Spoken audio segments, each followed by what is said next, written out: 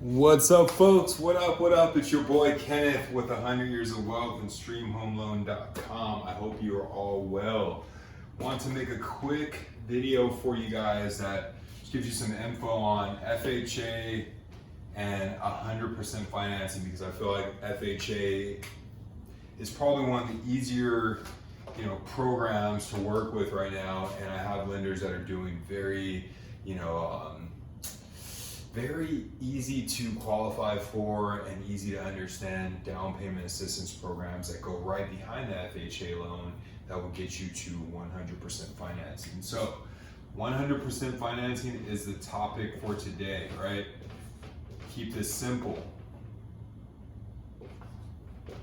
So with FHA, if you have a credit score, FICO score of 580, they will let you go to a maximum loan to value, meaning how much you can borrow compared to what the house is worth, of 96.5% loan to value, right? So that means in a scenario, just for simplicity, if it's a $100,000 loan, or sorry, $100,000 home, the max they will lend you is $96,500.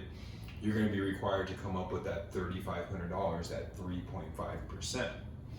So that's pretty strong in itself, keeping buyers from having to put too much down out of their pocket. But as purchase prices rise, depends on what area you're in, 3.5% can still be a pretty big chunk of money for a lot of people.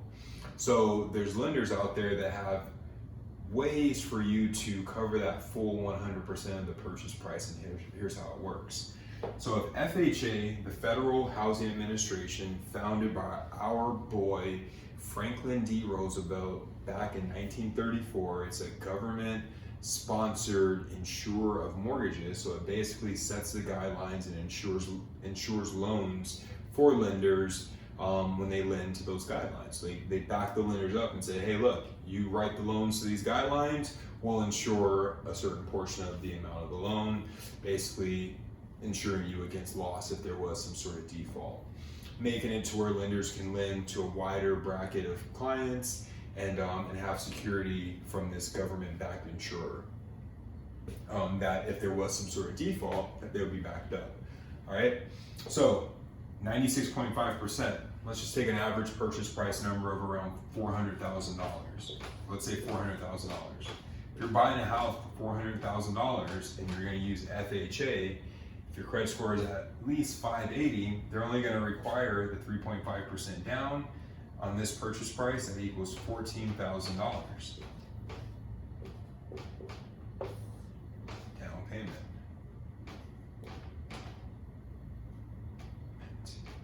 Okay, so that means that the remaining loan amount is going to be $386,000.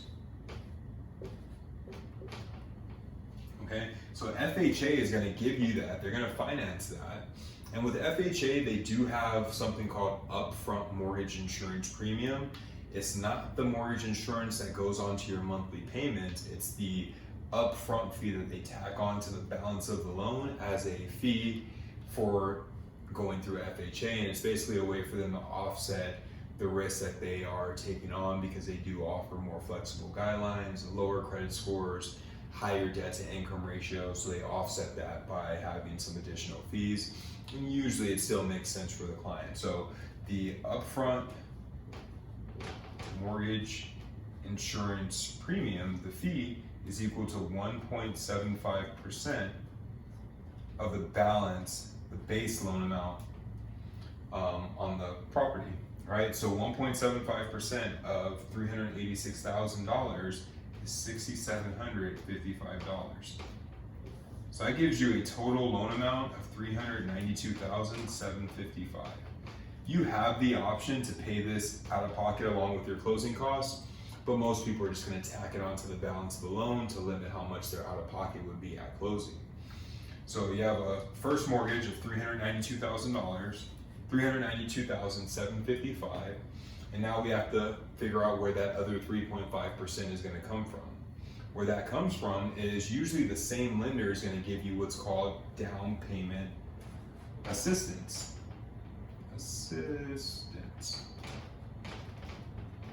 This down payment assistance would be for the 3.5% amount. So it's going to cover that $14,000, giving you the full 100% financing.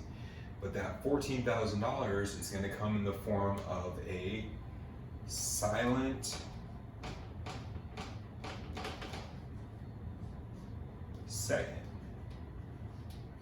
second mortgage. So you may have heard of equity lines of credit or second mortgages where people are taking out additional cash against the equity of their house.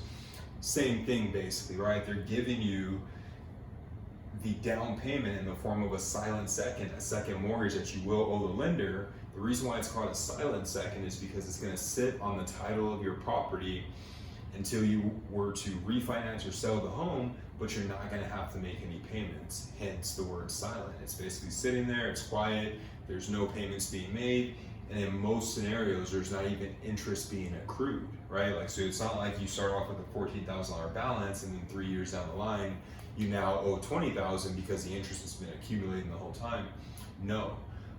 Most of them, there may be some down payment assistance out there that do have an interest rate attached to it where the balance is growing, but in most scenarios it's a down payment assistance that is silent, it has no additional interest being accrued, and there's no monthly payment attached to it, right? So it really does give you the ability to get into the property without having to come out with your down payment and not really having like a negative financial impact because of it. So a lot of people are like, well, how does a lender gain by giving me that additional loan and not charging me some sort of interest rate? Well, the answer is simple. What they're going to do is they're going to give you a slightly higher interest rate on this loan, on the primary mortgage, on the first mortgage that you're taking out. So if in a normal scenario you're able to get a 5% interest rate, if you're taking advantage of the lender's down payment assistance program, then you're likely going to have a rate 0.25%, 0.5% higher than what the going rate is. And that's how the lender accounts for that additional risk and accounts for the additional money that they're lending out, where they're not going to make any money on that, right? So there's a give and take, obviously, but for a buyer, it really makes it to where you can get into a property and cover the full purchase price and not have any money out of your pocket for the down payment.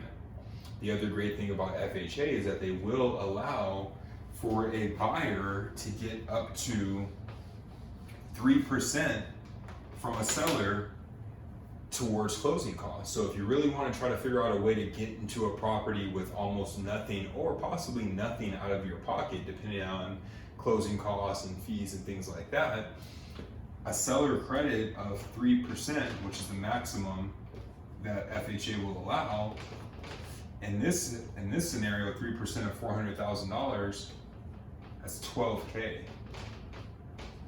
So in a market where there's less buyers out there because interest rates are up, homes are sitting on the market a little bit longer, or a lot longer in a lot of scenarios, it's shifting to more of a buyer's market where a buyer has a little bit more control. They can go in with maybe a lower offer, or they can go in and request some sort of credit for closing costs. This is where you're going to see a lot of these credits happening, where the seller's like, yes, I'll work with your offer and I'll give you the credit, towards your closing costs. So, for a lot of people out there, depending on the property, depending on the market, there's a real ability to get into a property, for one, cover 100% of the property's purchase price, and then for two, possibly get a credit from the seller to cover either all or a large portion of your closing costs. So in a scenario where you're getting a $12,000 credit, that is likely to cover most of your closing costs. Closing costs are probably, on a purchase price of this, maybe $3,500 to $5,000, depending on the area, depending on the escrow company's charges, things like that, depending on the title fee, things like that. But I would say $3,500 to $5K is going to probably be realistic for a purchase price around that. And that's like your fees, your notary, your title insurance, your escrow charges, your lender fees, things like that. Now, settlement charges are going to include your prepaid property taxes and insurance, because on every FHA loan, you're going to have to pay your property taxes and homeowner's insurance along with the mortgage payment. So upfront, you establish an account that will pay those items throughout the year. So those, you'll collect into that account throughout the year, and then it'll pay out when your taxes are due. So to establish that account, a lender is usually going to take 4 to 6 months worth of property taxes and insurance and put it into that account. And that's going to be part of your settlement charges. So if that equals another $5,000 or $6,000 and you have $5,000 or $6,000 worth of closing costs, this scenario, you might find a way to actually, take that $12K and literally cover all of your closing costs or most of it. But that seller credit will vary, obviously, depending on if the seller's giving a credit at all, or if they're giving 1%, 2%, or the maximum 3%. Point being is that there's definitely a way to get into a property and finance 100% of it. And if you really need to cover the additional closing costs, depending on your seller, and also depending on if the lender's offering any sort of rebate along with the interest rate that you're selecting, you could find a way to cover all your closing costs or make it to where only a minimum amount of money is coming out of your pocket at closing. So my goal is to hopefully open people's mind up and make them understand, like, hey, there are options out there for you. Your credit score doesn't have to be perfect. All you really need to do is be able to afford your monthly payment, and you can probably find 100% financing, and you might be able to find a seller that's going to offer you some sort of a credit to cover your closing costs. So there's ways to get into your property. I say make sure that you're comfortable with the payment and get in there and start paying that balance down, and hopefully your property value is increasing or maintaining, and that's how you start to build equity. That's how most people in this country have built wealth. So thank you for tapping in. I appreciate you. One last thing I will say about FHA, they will allow you to use FHA on 1 to 4 unit properties.